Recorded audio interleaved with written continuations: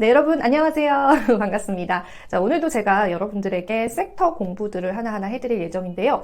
오늘 같은 경우에는 최근에 정말 크게 시장에서 주목을 받았었던 제약바이오군 섹터에 관해서 이야기를 해드릴까 합니다. 사실 우리 시장에 뚜렷한 주도 섹터가 없다라는 분석들이 많기도 하고, 일시적으로 AI 관련주들이 다시 한번 주목을 받았다가 또 2차전지 관련주들이 주목을 그리고 제약바이오 섹터군들도 주목을 받았다가 또 다른 섹터군들로 옮겨가는 그런 모습들을 보여주고 있는데요. 사실 이 제약바이오 섹터 같은 경우에는 앞으로 또 하반기까지도 주목을 받을 수 있을 것이다라고 보는 그러한 시선들도 많습니다. 최근에 유한양행이 이제 렉나자를 FDA의 승인을 받으면서 전반적인 제약바이오 섹터군들의 순환매가 돌기도 했었잖아요. 그런데 사실은 올해 제약바이오 업체들이 굉장히 많은 임상 결과를 기다리고 있습니다. 그래서 이 부분을 여러분들 미리 아셨다면 좋은 전략들을 잡아보실 수 있었을 텐데요. 그래도 하반기에도 예정되어 있는 제약바이오 관련주들의 일정들이 있기 때문에 일단은 오늘 그 부분부터 여러분들에게 좀 설명을 드려보도록 할게요.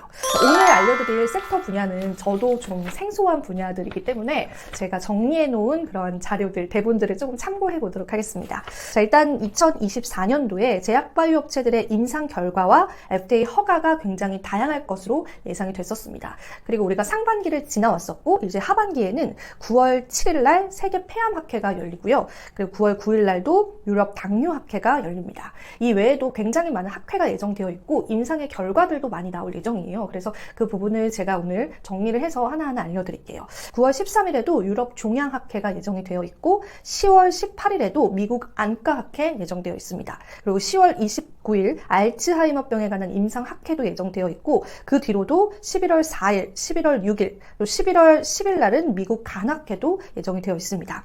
마지막으로 11월 16일 미국 심장협회의 학회도 예정이 되어 있고요. 그리고 12월 6일 날에도 뇌전증 학회도 예정되어 있는 상황입니다. 이렇게 제약바이오에 관련한 수많은 일정들이 있기 때문에 아무래도 시장에서 장기적이진 않더라도 단기적으로 또 한 번 주목을 받을 그런 가능성도 있다라고 생각이 들어요.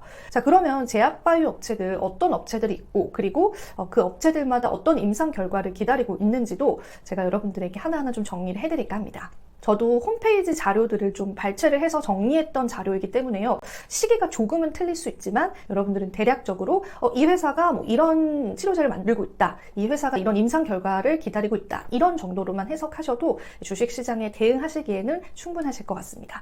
일단 첫 번째로 유한양행 같은 경우에는 폐암 치료제인 렉나자를 FDA에 승인받았죠. 근데 사실 FDA 승인받기가 굉장히 까다롭기 때문에 이게 사실 업계에서는 정말 엄청난 또 일이다라고 합니다. 그만큼 시장의 호재도 받아갔었고 유한양행을 필두로 다른 제약 업체들 역시도 임상에 관해서 관심을 받고 있는 그런 상황이다라고 보시면 되겠습니다. 첫 번째로 알려드릴 기업은요, 브릿지 바이오테라퓨틱스입니다. 폐섬유증 치료제 신약 후보 물질군에 관한 임상 진행을 목표로 하고 있기 때문에 추후에 관련한 기사들도 여러분들 접해보실 수 있을 것 같고요. 두 번째 기업은 보르노입니다. 기소세포폐암 치료제 임상에 관한 결과를 기다리고 있고 그리고 계속해서 이런 임상이 진행이 될 예정이다라고 합니다. 세 번째는 GI 이노베이션이라는 기업인데요. 이중 융합 단백질 면역 활성 항암제 임상을 현재 진행 중입니다. 발음이 너무 어렵네요, 여러분. 자, 그리고 네 번째는 ST팜, 에이즈 치료제 관련주로도 잘 알려져 있죠. 역시나 관련한 임상을 계속 진행 중이다라고 보시면 되고요. SK 바이오사이언스 역시도 이 글로벌 백신 기업인 사노피와 공동 개발 중인 폐렴 구균에 관한 백신 임상을 현재 진행 중이다라고 합니다.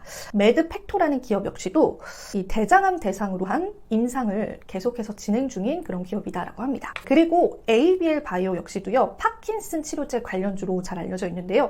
그뿐만이 아니라 면역 항암제 역시도 임상 계획 중이다라고 하니까 여러분들 역시나 관심 가져보시면 좋을 것 같습니다. 한미약품 같은 경우에도 급성 골수성 백혈염에 관한 임상을 현재 진행 중이다라고 보시면 되고요. 그리고 GC셀 같은 경우에는 고형암을 표적하는 세포 치료제를 국내와 호주가 함께 임상을 현재 계획 중이다라고 합니다.